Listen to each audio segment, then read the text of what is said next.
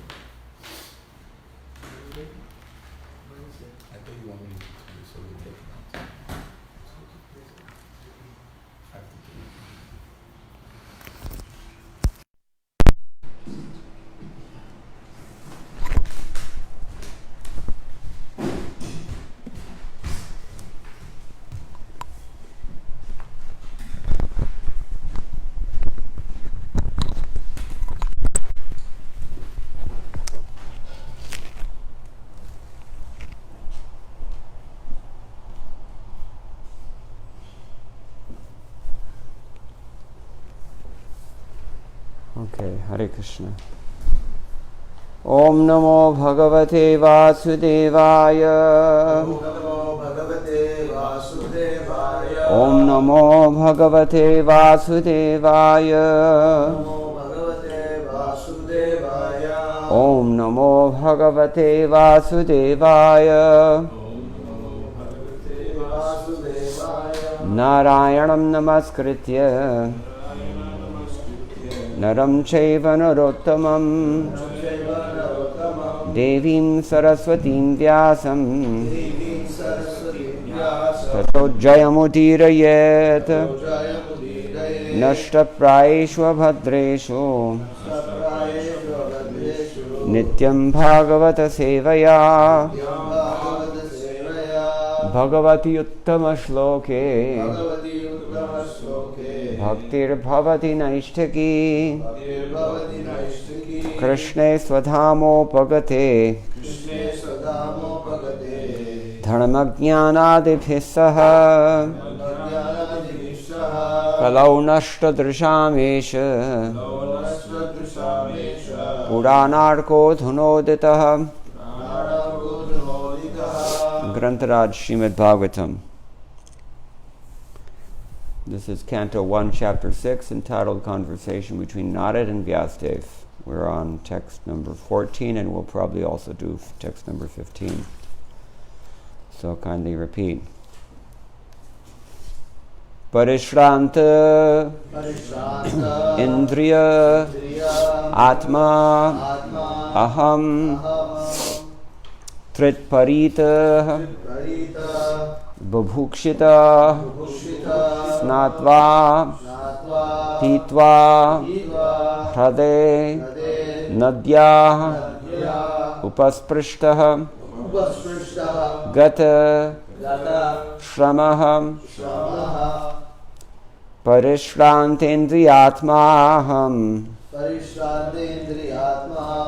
Tritparito Bubhukshitah Snatva Pitva Hrade Nadya Upasprishtho Gatashramah Parishvantendriyatmaham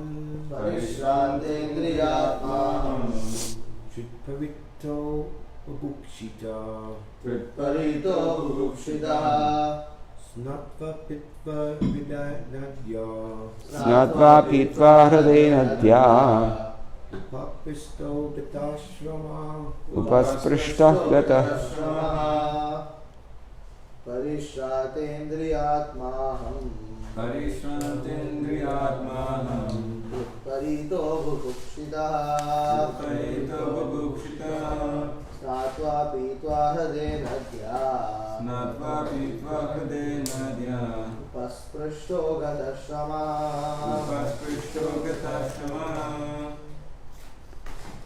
Parishranta, being tired. Indriya, bodily. Atma, mentally. Aham, I. Tritparitah, being thirsty. Bubhukshitah, and hungry. Snatva, taking a bath. Pitva, and drinking water also. Harade, in the lake. Nadyaha, of a river. Upasprishtaha, being in contact with. Gata, got relief from. Shramaham, tiredness.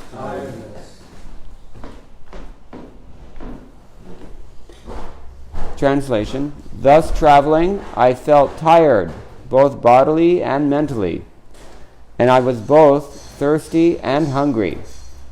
So I took a bath in a river lake and also drank water. By contacting water, I got relief from my exhaustion. Purport by Srila Prabhupada.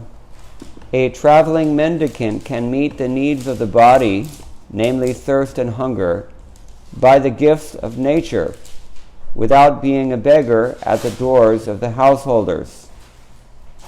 The mendicant therefore does not go to the house of a householder to beg, but to enlighten him spiritually. Om Jnana Timarantasya Jnananjana Shalakaya Chakshuran Militam Yena Tasmai Shri Gurave Namaha Shri Chaitanya Manobhishtam Sthapitam Yena Bhutale Swayam Rupa Kada Mahyam Dadati Swapadantikam Vandeham Shri Guroho Shri Utapadakamalam Shri Gurun Vaishnavamscha Shri Rupam Sagrajatam Sahagana Raghunathan Tam Sajivam Sadvaitam Savadhutam Parijana Sahitam Krishna Chaitanya Devam Shri Radha Krishna Padan Sahagana Lalita Shri Vishakhanvitamscha He Krishna Karuna Sindho Dinabandho Jagatpate Gopesha Gopika Kanta Radha Kanta Namostute Tapta Kanchana Gaurangi Radhe Vrindavaneshwari Vrishabhanu Sute Devi Pranamami Hare Priye Vanchakalpatarubhyascha Kripa Sindhubhya Evacha Patitanam Pavanebhyo Vaishnavebhyo Namo Namah Jaya Shri Krishna Chaitanya Prabhu Nityananda Shri Advaita Gadadhara Shri Vasadi Gaur Bhakta Vrinda Hare Krishna Krishna Krishna Hare Hare Hare Rama Rama Rama Hare Hare. Thus traveling, I felt tired both bodily and mentally, and I was both thirsty and hungry. So I took a bath in a river, lake, and also drank water. By contacting water, I got relief from my exhaustion. Srila Prabhupada chooses to point out here that a traveling mendicant can meet the needs of the body, namely thirst and hunger, by the gifts of nature. What happens if you drink Hudson River water now? It's full of PCBs. Not a good idea. So unfortunately, because not everyone is Krishna conscious, therefore it's harder for us to be Krishna conscious also. This is the importance of purifying the society, not just the individuals within it, but the society itself. The society itself is a separate entity. Not living entity, but it is a very influential entity. And in fact, there's no Krishna consciousness at all without society. Therefore, Prabhupada founded International Society for Krishna Consciousness. Without association means society. Society means Sangha, Sadhu Sangha in particular in this case. So without that, there's no question of Krishna consciousness. But we have to purify the society. Otherwise, the society will continue to infect us. And it will be harder for us even to associate with each other, as we see, frankly. It would be maybe not so inaccurate to say that in 2019, the International Society for Krishna Consciousness is not a lot less fractious than was the Gaudiya Math in 1937. And so, we have a need for some recognized ground rules that are grounded in our theology. Because it's obvious legislated ideas won't work. It's obvious that our own mental or spiritual or even physical purity won't really carry the day. So Srila Prabhupada in his later years especially was very much emphasizing the need to purify the society, and he gave blueprint for doing so as well. Varnashram. Now, just like Srila Prabhupada's conception of Shravanam and Kirtanam, all the five most potent forms of devotional service that Rupa Goswami mentions in his Bhakti Rasamrita Sindhu, what are they? No. Sadhu Sangha. Oh, Sadhu Sangha. Well, okay, keep going. Bhagavad Shravan. Yes. Mathura Vas. Mutravas. Srimurti Raseva. Yes. Naam Kirtan. Yes. Naam Kirtan, Bhagavad Sadhu Sangha, Naam Kirtan, Bhagavad Shravan, Mathura Vas, Srimurti Raseva. Yes.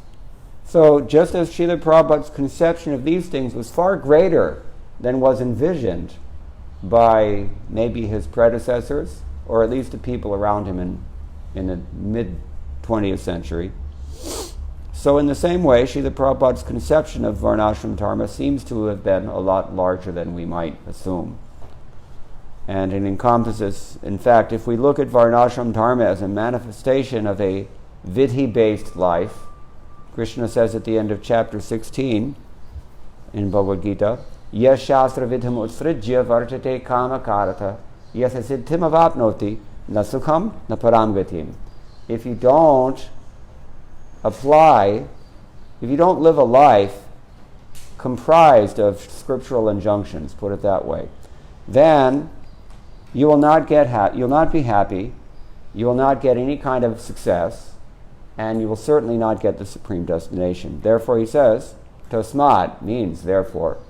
Tasmat chastram pramanam te karya vijanataha. You have to discriminate what is to be done, what is not to be done, on the basis of scriptural injunctions. Now, the scriptural injunctions, they actually govern every aspect of our lives. Every waking moment of our day is governed by some scriptural injunction, whether it's a question of taking bath or, as one scholar, Klaus Klostermeier said, everything from dressing wounds to interpreting the Shastra is actually delineated, how to do these things. We said the other day also, we're concerned, our default concerns in this corporeal state are fourfold. We want to eat, we want to sleep, we want to mate, we want to fight. These are the four things that we have in common with the animals. But when we do these things in a manner that is consistent with scriptural injunction, in a manner that is enjoined explicitly by Scripture, then we become purified. And if we neglect that, if we ignore that, then Krishna says, neither happiness, nor success, nor the supreme destination. Therefore, let's take a look at this situation Narad Muni describes. Parishranta indriya, my senses were tired. Atmaham tritparitaha. In the Srila Prabhupada says Atma means mentally. Aham tritparita, I was thirsty, bubhukshita, and very, very hungry. Now this is Sridhar Swami has a different interpretation. He says, Parishrantani indriyani, the senses were tired. Atma dehascha, yasya trisha parito vyaptaha. Means the Atma, or the body, was feeling hunger. Here it would seem the mind was feeling hungry, feeling thirst. Sridhar Swami says the body was feeling thirst. Parita. Vyapta. Anyway, as we many times pointed out, there are different opinions. So what did he do? Snadva pitva hrade nadyaha upasprishta. What does that mean? He took his bath, he drank water in the pond of a lake, hrade nadyaha, and upasprishta. What does upasprishta mean? Anybody know sprishta? How about sparsha? Sparsha, touch. Yes. Upasprishta means you touch in a certain way. Srila Prabhupada has translated it here as being in contact with. How do you contact? It's described by one of the acharyas here. Upasprishtaha para prakshalanadi purvakam achantaha. Saying Achman, washing your feet, there's a certain way to do these things. Just like when we go and take bath in the Ganga or in the Yamuna in India, those who are aware of the scriptural injunctions, they know you have to pay obeisances first. You have to tie your gamsha with cuts. You have to step into the river and very respectfully offer that river on your head. You also offer some to the Ganga itself, offer a palm full of Ganga water. It's described like this. This is called upasprishta. Achamana, in fact. Achanta, the word is here used. Achantaha. Sridhar Swami glosses it. So in this way, snada pitva chak gatashramo bhutva, being relieved somewhat from the fatigue, tasmin aranye atmanam paramatmanam achintayam. We're getting into the next verse now. So, anyway, this is the idea. And Srila Prabhupada then says, there's no need to beg from the doors of householders if everybody's religious enough that a person can lead this kind of a lifestyle. Nowadays, one toxicologist in Houston told me, every aquifer in North America is contaminated. Aquifer. You know what an aquifer is? We draw water from wells in the ground. The well may be contaminated, but the well itself is drawing water from some underground reservoir of water. What to speak of the ground pollution on the rivers, like the Hudson River or the East River? Underneath the ground, there are, you can say, caverns that are filled up with water. And that, just like when we buy this spring water, Poland Springs or Roland Springs, something. So this is coming from an aquifer. And therefore it's said to be very pure water. Somebody in somewhere else, they gave me some water. The advertisement was, this water is 11,000 years old. We're supposed to think that this is something very... But in fact, what they don't mention is that every aquifer, every such underground reservoir is actually contaminated. There's arsenic in it. There's mercury, cadmium. The effluent of industry is seeping down into the ground water as well. So many agricultural runoff full of so many contaminants. What to speak of things like fracking, for God's sake, and mining. in various destructive ways. It's all contaminated. So you can't even live from the gifts of nature without becoming a beggar in the doors of householders who are polluting these rivers. I remember when I was on Sankirtan as a brahmachari, we would just find some spot near the river, we would park our van and we would go take bath in the river and then go and perform Sankirtan. Easy thing. You can't do that anymore. They're all contaminated. India's even worse, I think. All right, well anyway, by contacting water I got relief from my exhaustion, he says. And Prabhupada finally points out, someone who doesn't depend on the householders doesn't go there to beg. But what does he go there for? We heard this yesterday as well. To enlighten them. Only for preaching. Okay, so that's text 14. Let's move on. Tasmin nirmano jeranye pipalopastha ashritah atmanatmanam atmastham yathashrutam achintayam. It's very important. Well, let's do the word for word because it's important. Tasmin, in that. Niramanoje, without human habitation. Aranye, in the forest. Pitpala, banyan tree. Upasthe, sitting under it. Ashritaha, taking shelter of. Atmana, by intelligence. Atmanam, the super soul. Atmastham, situated within myself. Yatashrutam, as I had heard it. From the liberated souls. Achintayam, thought over.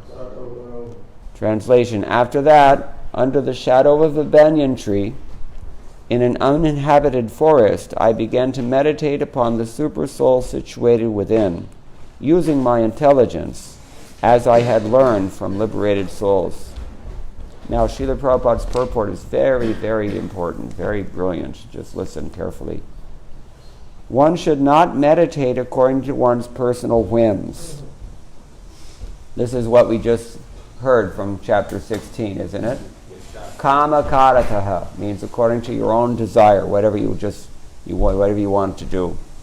So he said one should not meditate like that. One should know perfectly well from the authoritative sources of scriptures, through the transparent medium of a bona fide spiritual master, and by proper use of one's trained intelligence for meditating upon the super soul dwelling within every living being. Okay, how many adjectives can you cram into one sentence to make essentially the same point? Let's count them. One should know perfectly well from the authoritative source. We have here authoritative, transparent, bona fide, proper. What does all that suggest? It's pretty authoritarian, isn't it? You have to follow some superior person. This is the point. So this is Vaidhi Bhakti. Vaidhi Sadhana Bhakti. We don't know anything, it's assumed, but we have to follow the proper authorities in the proper way, using trained intelligence with a transparent medium from authoritative sources, etc. This consciousness is firmly developed by a devotee who has rendered loving service unto the Lord by carrying out the orders of the spiritual master. We also discussed this the other day. Who knows the verse from Shvetashutta? Yasya Devi Parabhaktir Yatha Devi Tatha Guru Tasyaite Katita Hyartaha Prakashante. That person who has done this, what has he done? He's rendered loving service unto the Lord by carrying out the orders. You have to be ordered. We have to take orders. This is what it comes down to. Basically, you have to surrender.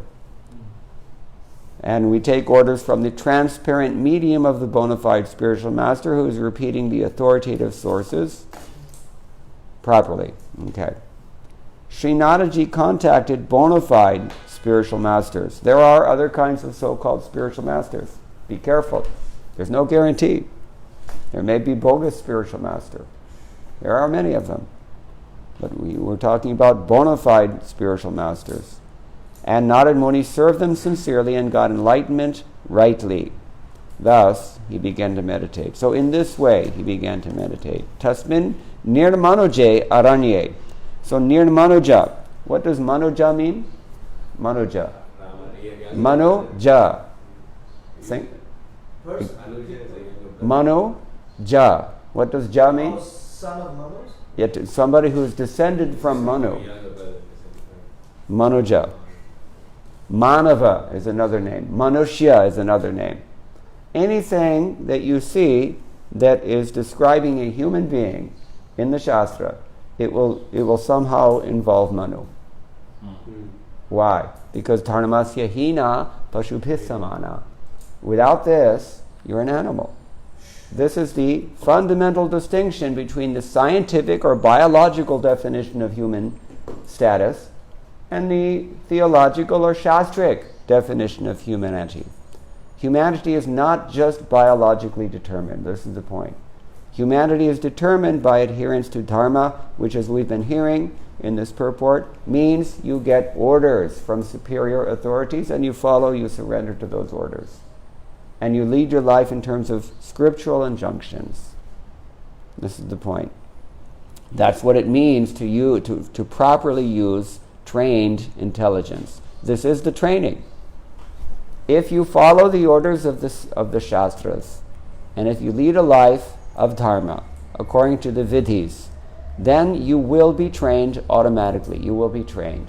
You will get into a consciousness that creates a certain effect, as opposed to a consciousness that creates a different effect.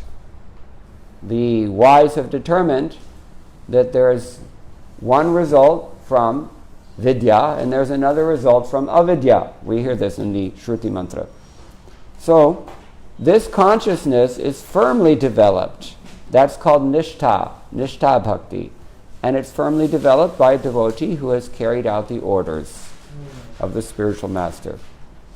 Okay, so Pipalopaste, well, nirmanoje aranye. Aranya means forest. Nirmanoje. What does nirmanoje mean? According to Sridhar Swami, actually he doesn't define it, but according to others, nirmanoje means manushya sanchara rahita. It means that nobody ever goes there. We're talking about an uninhabited forest, like we discussed the other day, Jharkhand. I don't know about Central Park. Maybe there are some places that are near Manaja there. Near Manaja means nobody who goes there is following Manu. In that sense, near Manaja. But anyway, what else do we have here?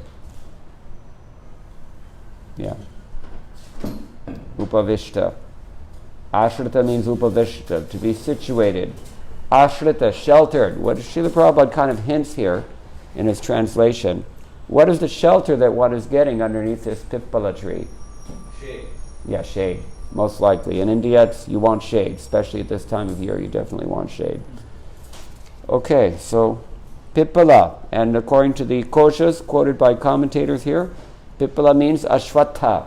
Ashwatha is another name for what kind of tree? Banyan tree. There's a million different kinds of banyan trees.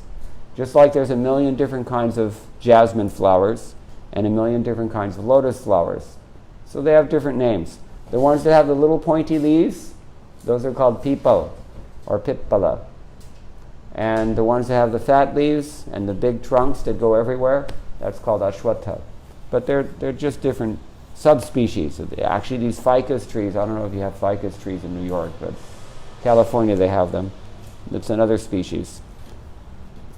Okay, so Pipalopastha Ashritaha, he's taken shelter. We discussed shelter the other day. There's no need of shelter unless there's some onslaught. In this case, the onslaught is coming from the sun. Then, Atmana, Atmanam, Atmastham. Oh my God, what does that mean? What does the word Atma mean? So, Which one? so, Which one? How do you know? What does it mean here? Atmana, by the Atma, Atmanam, the Atma, Atmastham, in the Atma. What does it mean?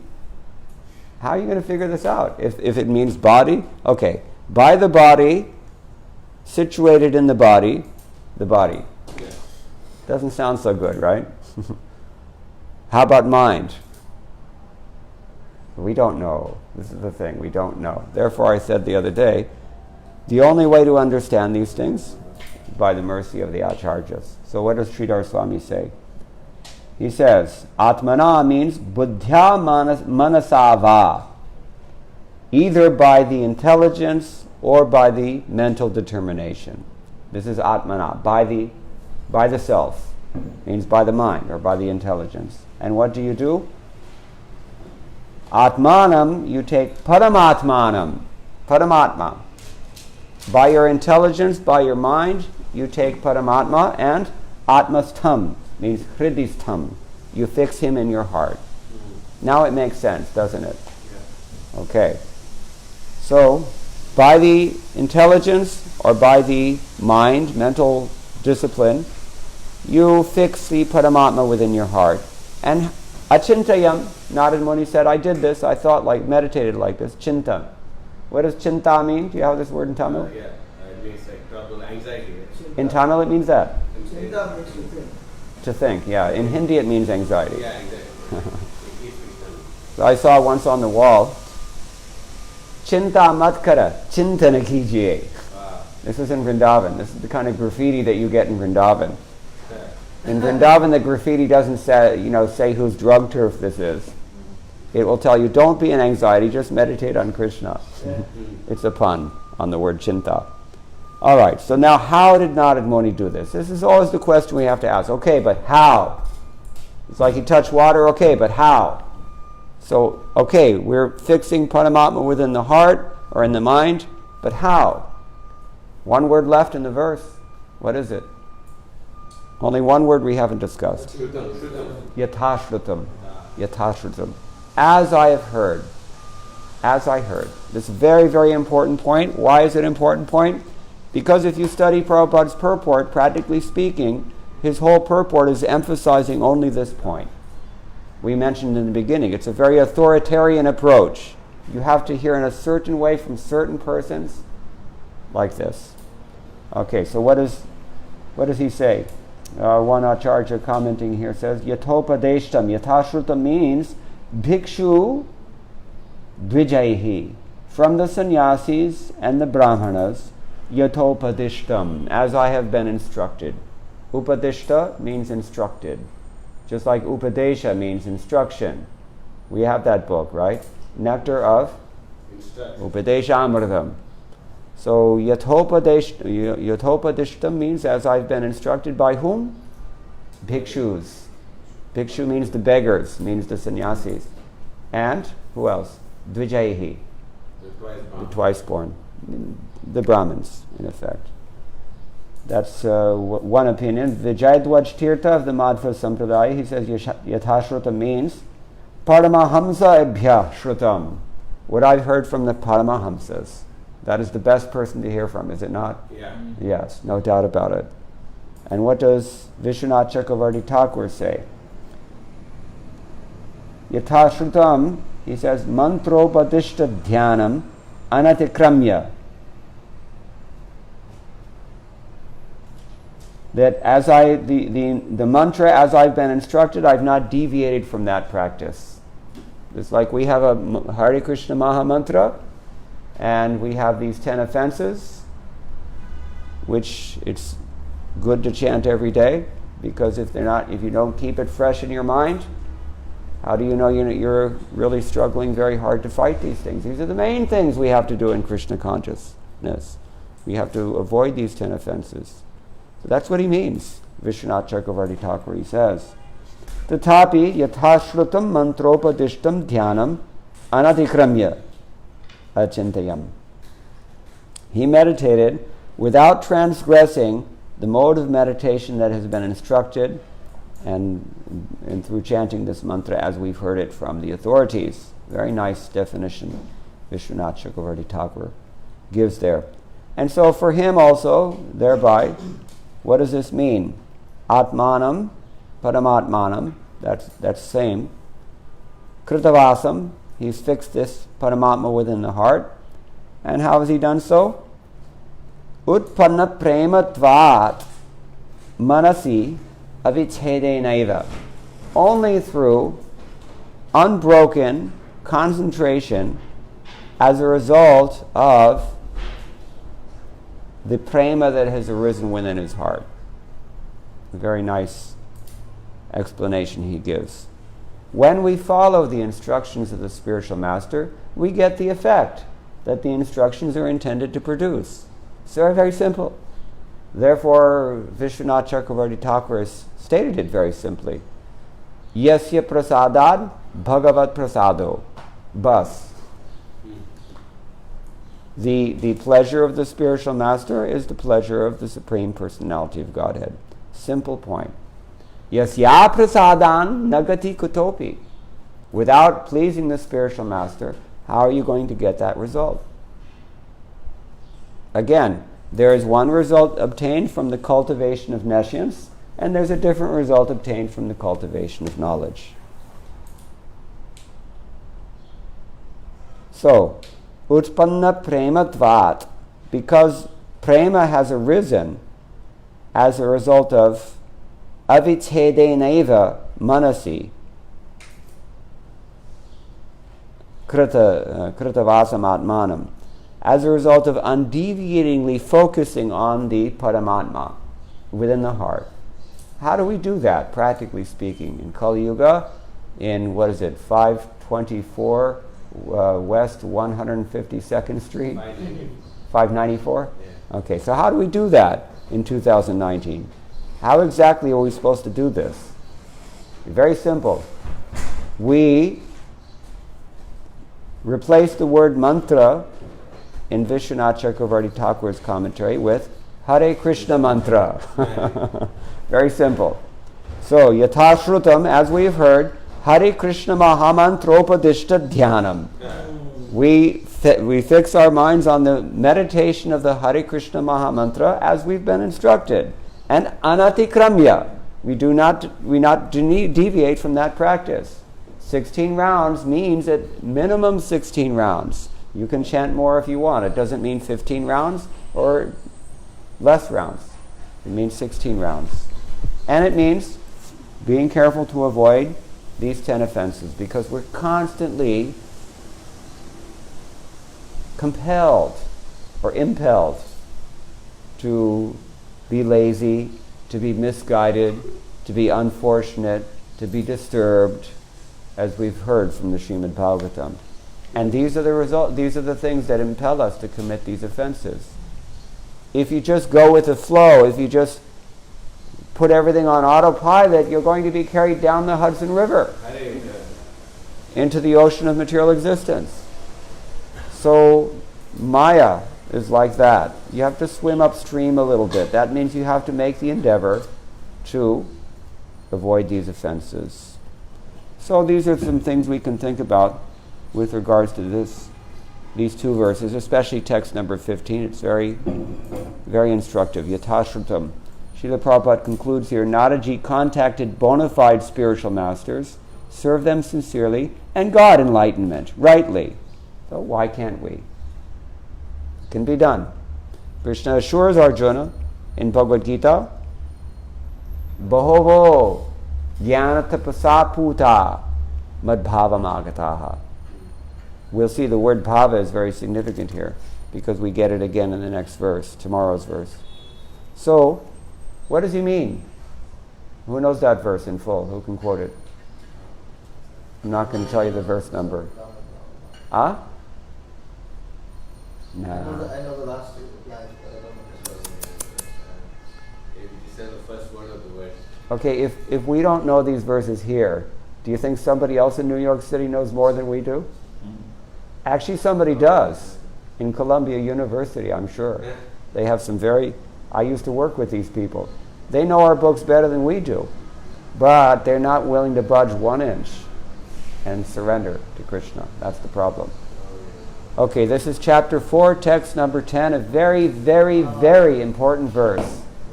And especially to study Srila Prabhupada's purport to that verse. Because Srila Prabhupada's purport to that verse is completely unique and original. Normally Srila Prabhupada is merely paraphrasing his predecessors in his purports. But that particular purport could only have been written in the 20th century. And it could only have been written by Srila Prabhupada, and it could only have been written for us. So study that verse. Vitaraga bhaya krodha manmaya mamupashitaha and bahavo jnana tapasa. Yes. So he says,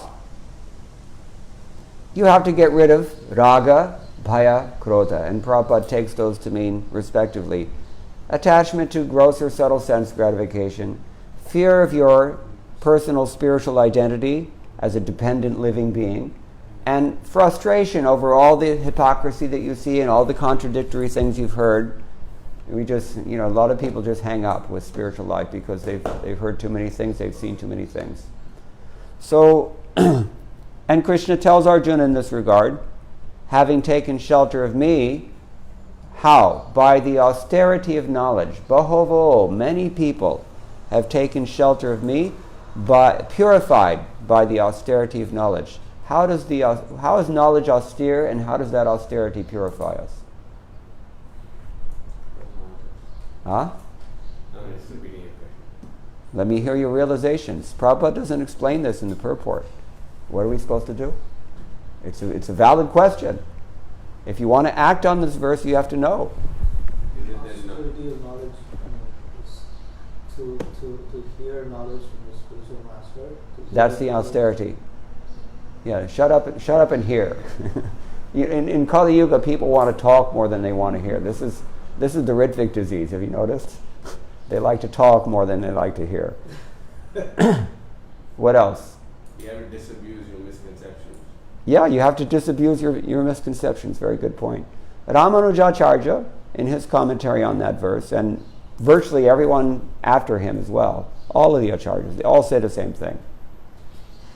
The austerity of knowledge is at least twofold. Number one, you have to open the book and read it. That's the first austerity, as you said. You have to make the endeavor to learn something. Don't be lazy. The second thing is that you've got to surrender to what you're hearing. That's an austerity as well. Because if I say, please get me a glass of water, and you're very scrupulously taking notes, but you don't do it, you haven't really heard, even though you can tell me what I said. Correct? Yeah. So in the same way, therefore I said, these scholars, they know everything about Bhagavad Gita, but they're not willing to do anything about it. That doesn't work. So the first austerity is to accumulate the knowledge and to act on it. And what's the second austerity? Think. If you act on what you hear, You have to repeat. one of the things that you hear is Jare dekhe tare kaha, Krishna Upadesh. You have to share what you've heard. You have to give it to someone else. And have you noticed? They're not often in a mood of being instructed. So that's an austerity. So Ramanujacharya says, this is why we become purified. Prabhupada said, purified by the fire of ordeal. It's actually an ordeal in some cases to go on Sankirtana, to distribute books, somehow or other cajole them, humor them, do whatever you have to do to get them to take a book or to chant Hare Krishna. It's not an easy thing. And in the end, what did they pay you for it? They throw beer on you. That's happened to me before. Mm-hmm. They spit on you, they blaspheme, they take the book and throw it in the gutter. All these things happen when you're on Sankirtana. So therefore Ramanujacharya says it's an austerity, and that austerity will purify us. Now, what happens? This is the real point of the verse. What happens when we have conquered our desires for sense gratification and our fear of our spiritual identity, the subjectivity of Raganuga Bhakti, for example, one example only, and the frustration of having heard and seen so many things that disturb us? What is the result of this? Madbhavam agataha. You get bhava bhakti. You're not going to get money. You won't necessarily get prestige. There's no promises. In this material world, there's nothing promised. But what do you get? Bhava. Do you want bhava? Yes. Think about it. Think about what you really want. So, Narad Muni has followed the orders of his spiritual masters. He has engaged in anatikramya mantropadishta dhyana, chanting the mantra as he's been instructed by his gurus, yathashrutam, and therefore we'll see the result in the coming verses. Bookmark this word bhava, because we'll discuss it again tomorrow. I'm going to stop here, but if anybody has any questions or any comments? Yes? Taking the words of the spiritual master in toto, without change or compromise, we see an unfortunate trend or phenomena amongst many devotees, even devotees who have Prabhupada's association, who are purportedly in a position to lead this movement, who are either themselves leading or yielding to the pressure to yield on Prabhupada's statements and views on certain very important subject matters, because we have to kind of keep pace with the times and we don't want to fry a lot of people out. We have to have a good public persona, and at least in my opinion, the result of this, at least from what I've seen here, is that the actual substance of Krishna consciousness movement has been so severely compromised that it's practically not the movement that I joined and gave my life to 41 years ago. Jayadvaita Swami has called this, of course, we know, mission drift. Yeah. That's a polite word for it.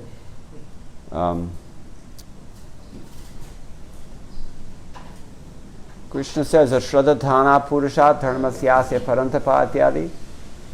Not faithless, but lacking faith. This is the point. People have faith. But to have full faith, this is the thing. So if we don't have full faith, if we don't cultivate awareness of the importance of maintaining that faith, it's the most sacred thing we have. Our faith.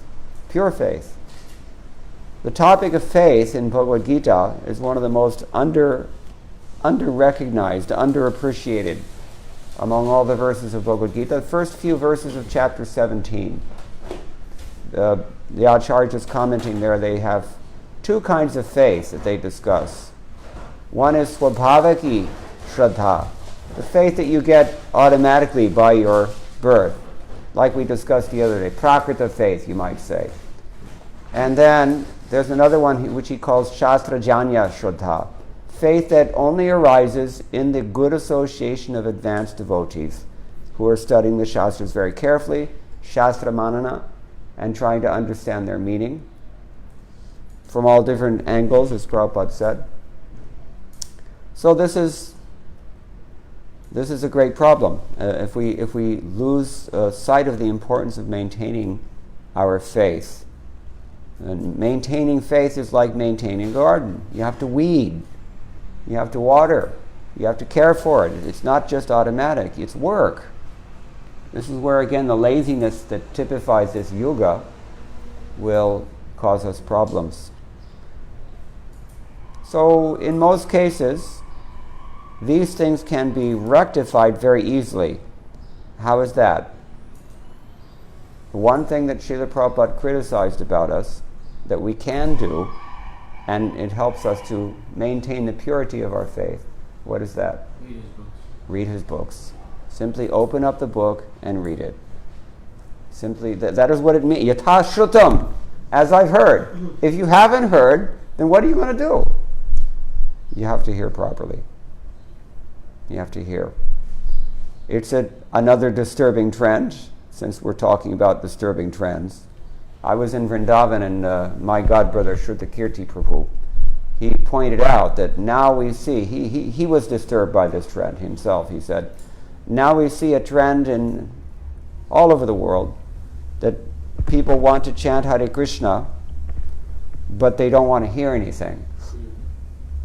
We have, for example, Kirtan Melas is a good idea, but Prabhupada's program, he pointed out, always included Kirtan and Pravachan and Prasadam, all three. If you remove one of those elements, it's like preaching. What was his formula for preaching? Three-pronged plan of attack. What is that? Kirtan, books, Prasadam. So it's the same thing. Your Kirtan, hearing, and Prasadam. It's the same thing. So, it's not good. It's not good. We have to hear from the spiritual master. I said last night, every day we're chanting Guru Mukha Padma Bhakko Chite Te Kori Aikya.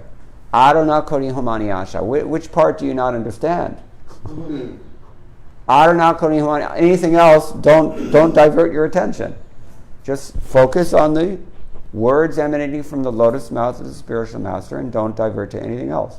You don't have to hear from Stephen Covey to go back to Godhead. You don't have to hear from, any of these feel-good gurus who, actually there's one book has been written by an initiated disciple of Srila Prabhupada just recently, and somebody gave me a copy, so I looked through it. Not once was the name of Krishna mentioned throughout the entire book. Not once. That's crazy. So, anyway, we can go on about this, but I think the solution is very clear. Guru Mukha Padmavaka Chite Te Kori Aikya Arana Kori Homani Asha. You just hear submissively from the bona fide spiritual master. Now we have these little things, I don't know, at least in India, maybe here you have them, the little red ones with you put the flash drive in it and you can listen to all of Prabhupada's lectures. They have them in India now. You don't even have to program it. You just turn the thing on, it will go by itself from number 1 all the way up to 2000. It will just keep going. One of my godbrothers said that from the moment he wakes up, first thing in the morning, he's got it ready. He turns it on. So he's, trying to get his wits together first thing in the morning, makes his way to the bathroom, brushes teeth, showers, dresses. All this time he's listening to Srila Prabhupada.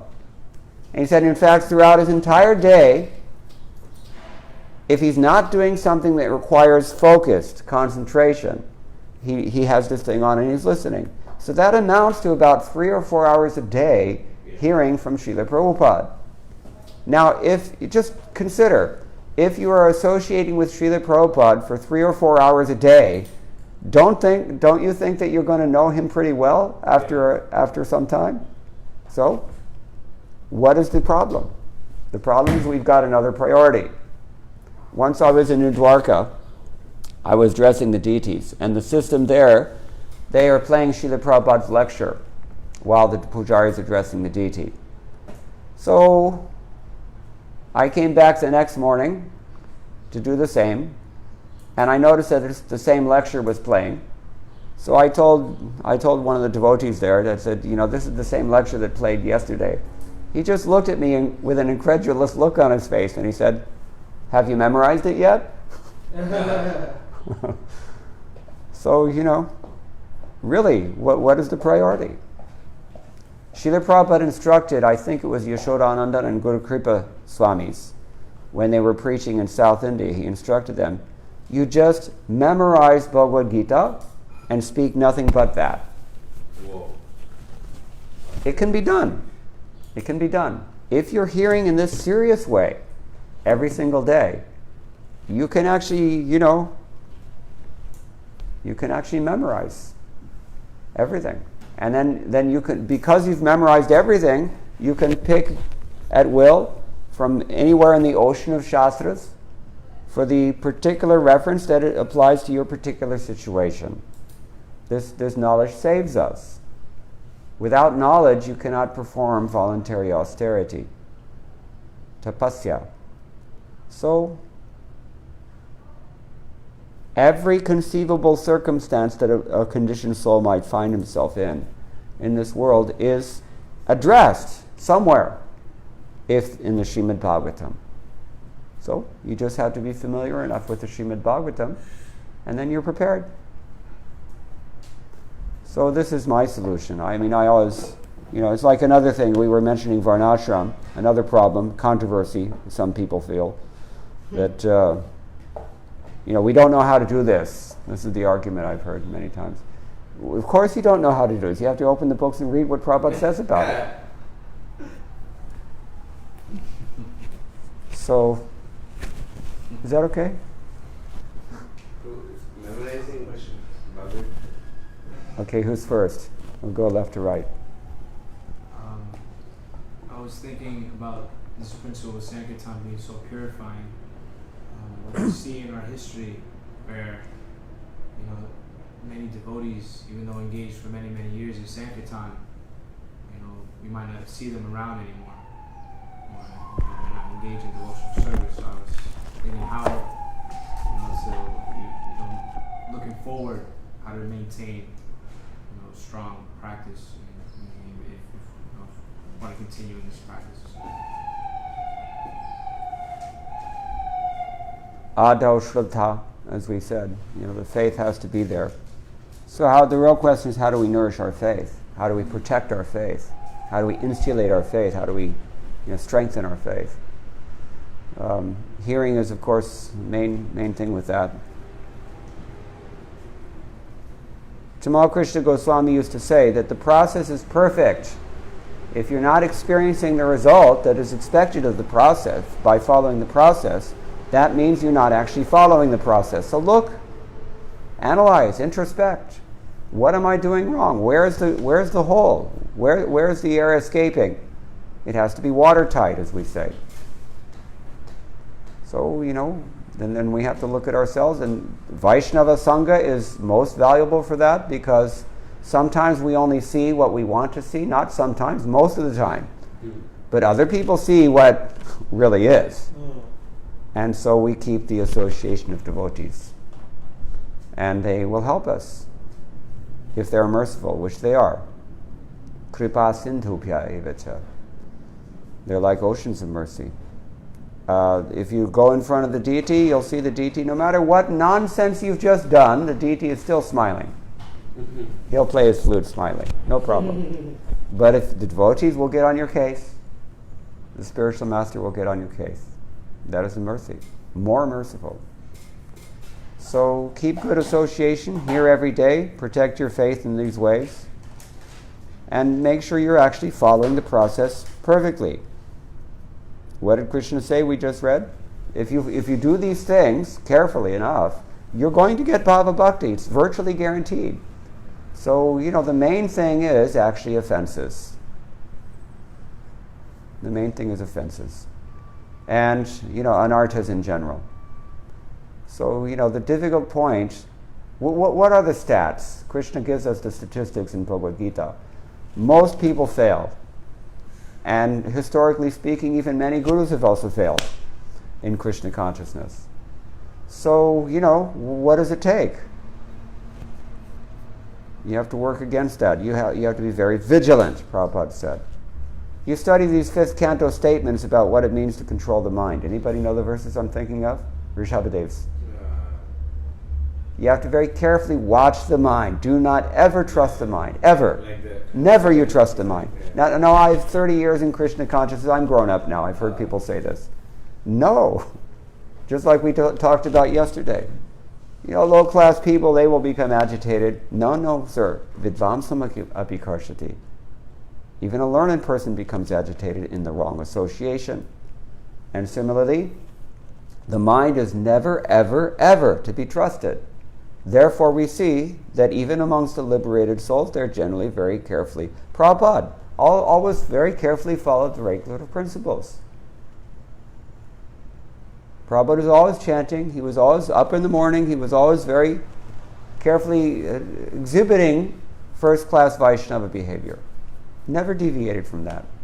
Shrutakirti said that he was amazed because even they would come from a transatlantic flight, and that his 20-year-old servant is exhausted, it was jet lag, and Prabhupada immediately after getting off the plane goes out for his morning walk, and then comes back and gives the class and carries on throughout the day like nothing ever happened.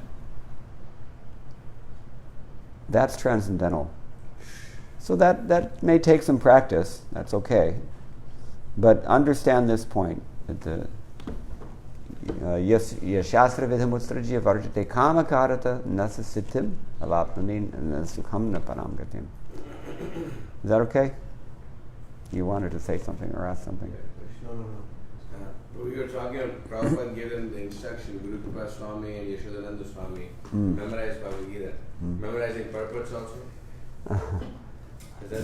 Well, at least memorize the points. The point, okay. The gist of it.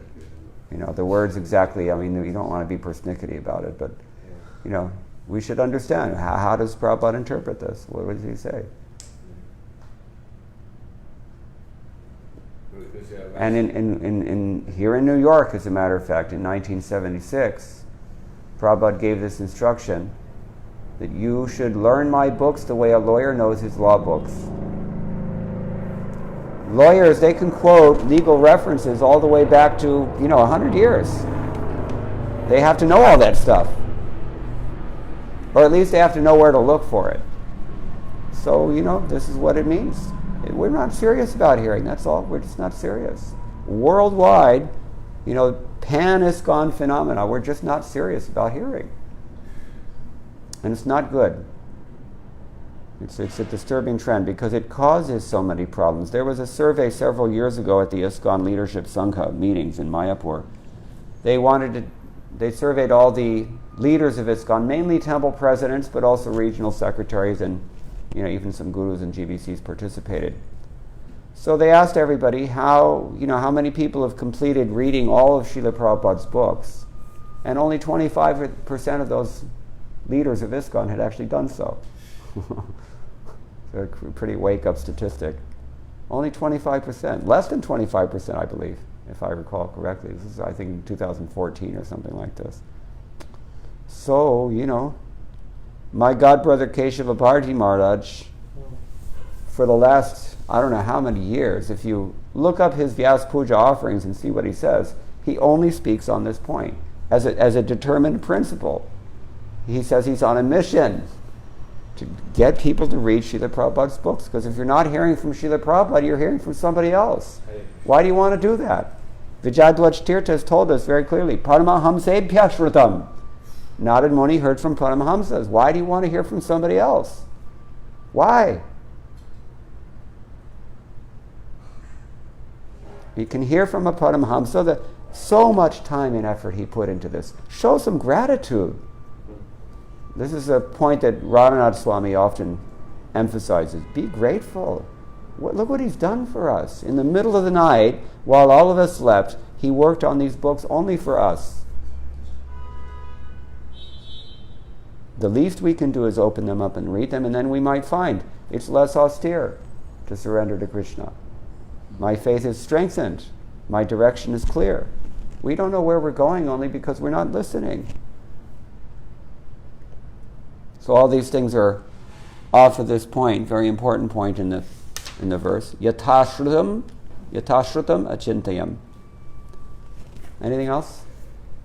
Yes. I'm just wondering about the point you made about associating with devotees. Yes. As a beginner, I don't necessarily have the eyes to see a devotee. And out of sentiment, I find myself many times putting people in a position that might not. I just don't know. So what can I come to? When we're neophyte, we can't tell the difference between who's advanced and who's not advanced. And sometimes we want to elevate somebody who's not advanced into some sort of deified status that is sacrosanct. And why do you think this is called Bhagavatam? Shrimad Bhagavata Purana. Bhagavata. What does Bhagavata mean? Yes. The Bhagavatam is not, Krishna is very selfless. Think about this. His own planet is not named after him. It's named after what?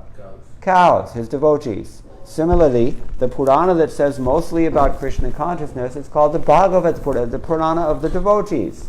We have so many exemplars here. Why do we need to go and deify the guy next to us who has clay feet?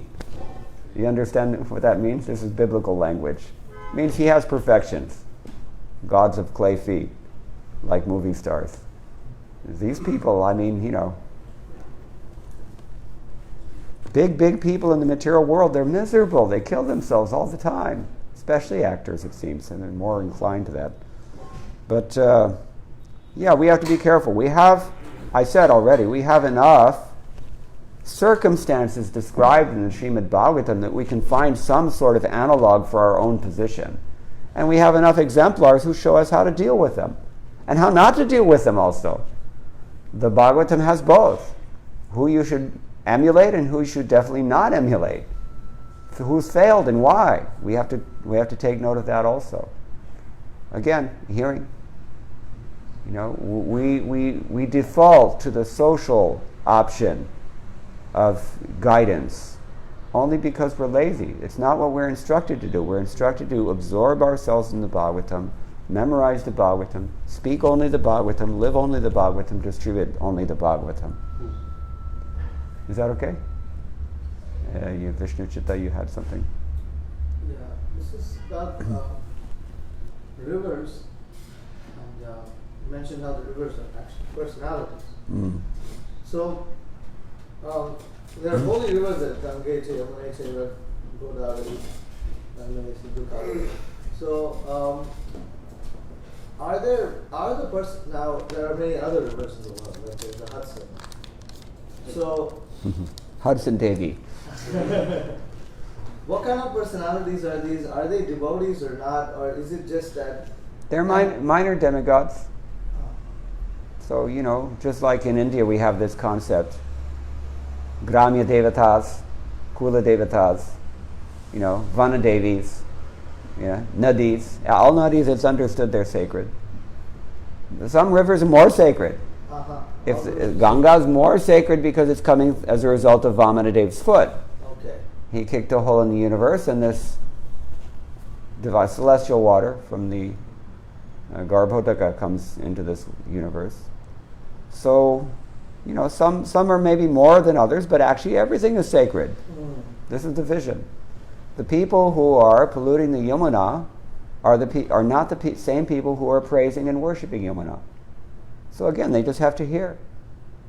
If they follow the, paramparagata anushtanas, the traditional practices for spiritual and religious advancement, then they'll be less inclined to abuse everything around them and everyone around them. So, the same thing is in New York. This place is also divine. Originally it was divine. It's only not divine because we've covered it over by our dogged determination to evade God. But actually everything, every forest has a deity in charge, every river has a deity in charge, every planet is a deity. Now the amazing thing is that sometimes we incarnate in those forms also. In one of the Shruti mantras, it says that one day the Rishi, Vamadev Rishi, he had this stunning realization, oh my God, I used to be the sun. Once I was Manu. Look at me now. What happens? You see? So, but they're minor devatas. But still, they're compared to us, they deserve all respect. We should show respect to everyone. What to speak of the devotees in Krishna. Chaitanya Mahaprabhu said, if we develop this mentality, then we can chant without offense. More humble than the blade of grass. Look at grass. Consider grass. Everybody, what part of your foot goes on the grass? The bottom of your foot. The same sole of your shoe that goes through a filthy subway or restroom. This goes on the grass, and they tolerate. The tree in Los Angeles, there was a tree next to the temple. I counted 32 scars where the branches had been cut off over the years. 32 times you have your arms cut off. Can you imagine? So, more tolerant than a tree, more humble than a blade of grass. Amanina, without expecting honor. This is the great disease that we have. We all want some, special status or respect. And manadena. Manada means the ability to give respect. We are taking water, presumably from some natural source in this area. Why not show some respect? That's the idea. Is that okay? Anything else? Or shall we stop, because I think it's getting late? Okay. Thank you very much. All glories to Srila Prabhupada. Mukunda Datta Prabhu ki